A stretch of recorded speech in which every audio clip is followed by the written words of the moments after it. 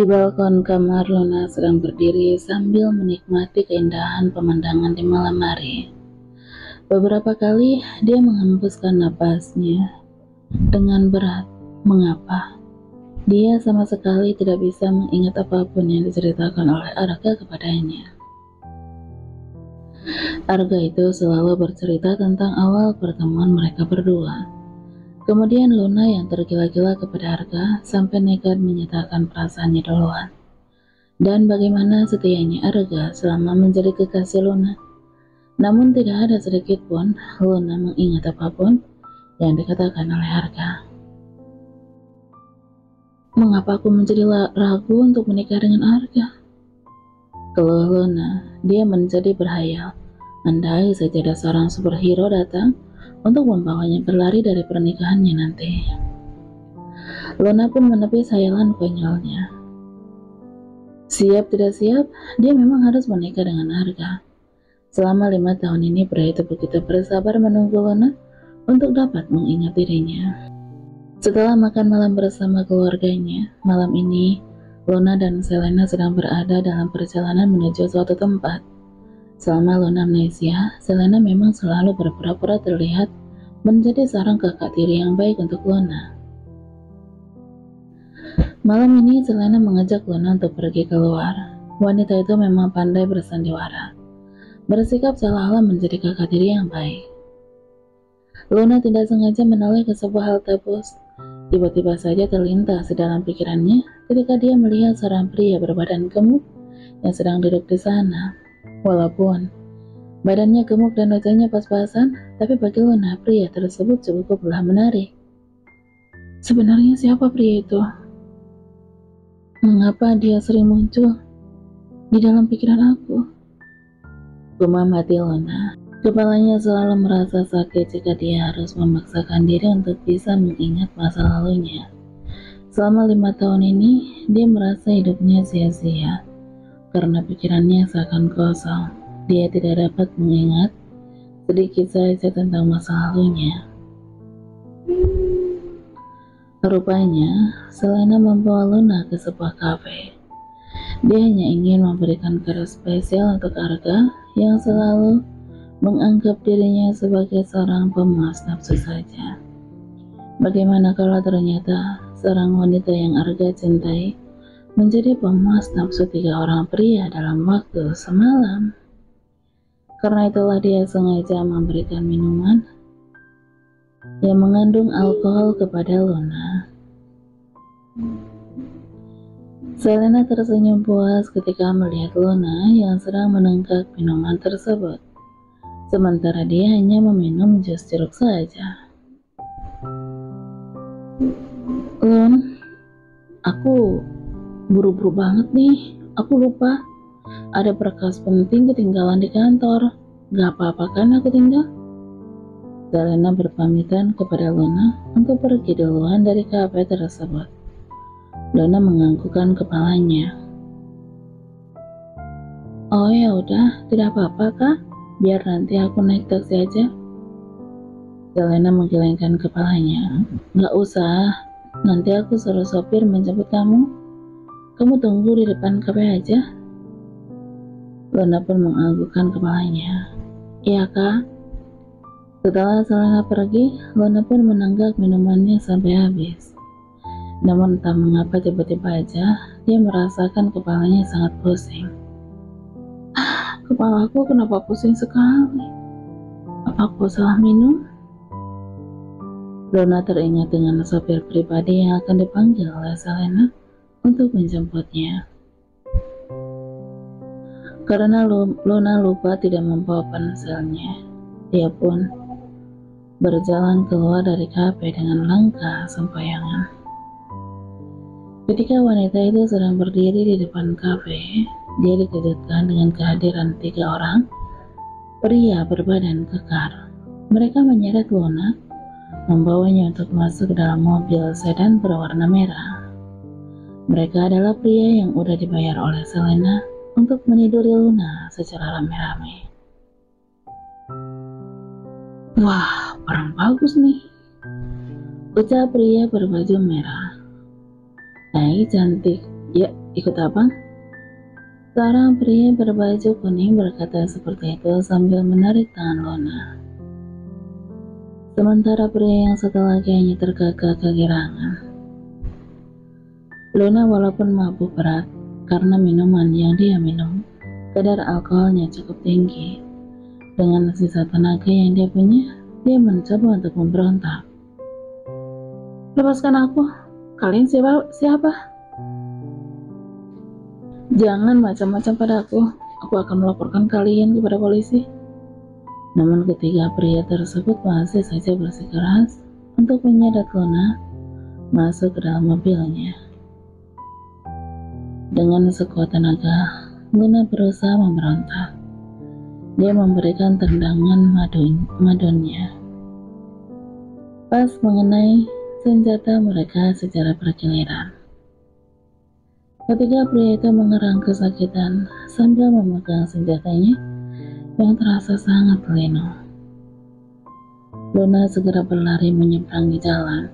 Dia menjerit histeris saat melihat ada sebuah mobil yang hampir aja menabraknya. Mobil itu segera berhenti. Ternyata orang yang mengendarai mobil tersebut adalah Jonathan.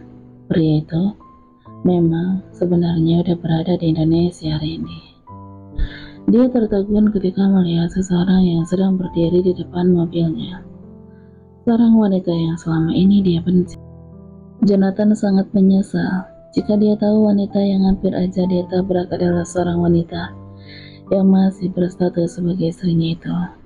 Lebih baik dia tidak perlu memberhentikan mobilnya.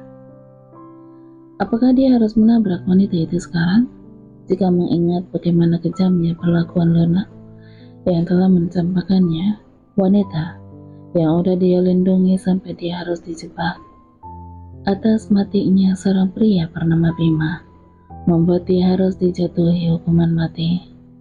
Luna malah pergi berbisnis ke luar negeri sambil bersenang-senang dengan harga. Kemudian Jonathan melihat ada 3 orang pria yang sedang berlari mengejar Luna. Jonathan menarik sudut bibirnya. Haruskah dia memberikan dan membiarkan Luna tertangkap oleh ketiga pria itu? Atau lebih baik dia menabraknya saja? Bukankah salah satu tujuan dia datang ke Indonesia untuk menghancurkan semua orang yang udah menyakitinya dan membunuh adiknya? Dan Luna adalah salah satu orang yang ingin Jonathan hancurkan. Lepaskan aku, kalian mau bawa aku kemana? Luna terus memberontak ketika ketiga pria berbadan kekar itu telah berhasil menangkap dirinya. Diam dong manis, mau abang kasih kenikmatan kok malah gak mau? Ucap salah satu di antara ketiga pria itu sambil terkekeh. Mereka bertiga memandangi kemolekan tubuh Luna dan kecantikan wajah Luna dengan penuh hasrat. Siapa yang tidak terpesona dengan wanita secantik itu?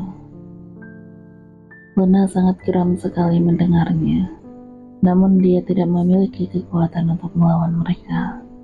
Walaupun dia terus meronta-ronta melakukan pemberontakan, tenaga ketiga orang pria itu cukuplah besar. Semakin lama, Luna merasakan kepalanya semakin terasa pusing. Pandangannya kabur, membuat kekuatannya semakin melemah. Pengaruh minuman beralkohol itu telah menguasainya.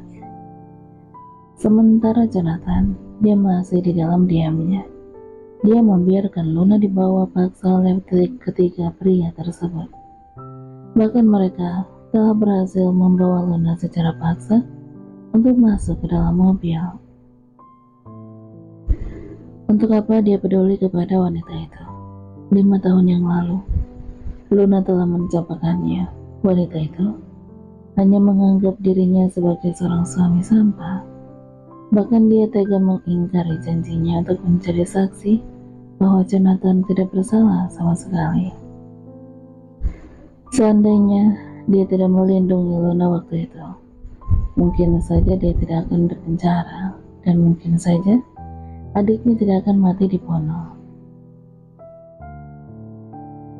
Jonathan pun segera menjalankan mobilnya. Dia sama sekali tidak peduli dengan nasib seorang wanita yang masih berstatus sebagai istrinya itu. Namun entah mengapa, dia tiba-tiba aja berubah pikiran. Pria itu segera berbalik arah. Dia mengejar mobil sedan yang telah membawa pergi Luna secara paksa. Sial! Jonathan mengumpat kepada dirinya sendiri. Jonathan mempercepat laju kendaraan untuk menyusul mobil yang berwarna merah itu. Kemudian dia menghadang mobil tersebut. Mobil sedan berwarna merah itu pun terpaksa harus berhenti.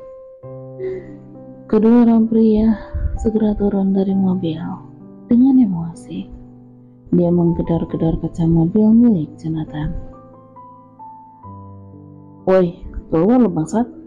Jonathan pun segera turun dari mobil dengan begitu tenang. Kemudian dia menatap tajam ke arah mereka berdua yang sedang berdiri di hadapannya itu. Kedua orang pria segera menyerang Jonathan, sementara seorang pria yang berbaju kuning sedang mencegah Luna di dalam mobil agar Luna tidak melarikan diri. Terjadi kelahian hebat antara ketiganya, 1 lawan 2. Bagi Jonathan sudah hal yang sangat mudah. Dalam hitungan sekejap dia berhasil menumbangkan 2 lawannya. Jonathan menendang perut pria berbaju merah dengan sangat keras, membuat tubuh pria itu terhuyung ke belakang, lalu terjengkang ke aspal. Kemudian Jonathan memberikan 2 pukulan yang mematikan di area dada lawan, membuat pria berbaju hitam tumbang ke aspal. Kedua pria itu pun mengeram kesakitan dalam keadaan tak berdaya, tergelak di aspal jalanan. Kini hanya tersisa 1 orang pria berbaju kuning yang sedang mencegah Luna di dalam mobil. Pria itu terlihat begitu ketakutan melihat kedua kawannya telah tumbang. Pria berbaju kuning itu pun segera keluar dari mobil, meninggalkan Luna yang sedang dalam keadaan teler. Jonathan pikir pria berbaju kuning itu keluar dari mobil untuk menyerangnya, tapi ternyata pria itu malah lari terbirit-birit untuk menyelamatkan diri. Nyalinya menciut setelah melihat betapa kuatnya Jonathan melumpahkan kedua lawannya. Jonathan pun bergegas melihat keadaan Luna yang masih berada di dalam mobil sedan berwarna merah itu. Rupanya wanita itu benar-benar udah teler. Lama sekali dia memandangi Luna. Sepertinya pria itu sedang merencanakan sesuatu terhadap Luna. Apakah dia harus langsung membunuh wanita itu? Atau membuatnya menderita terlebih dahulu? Atau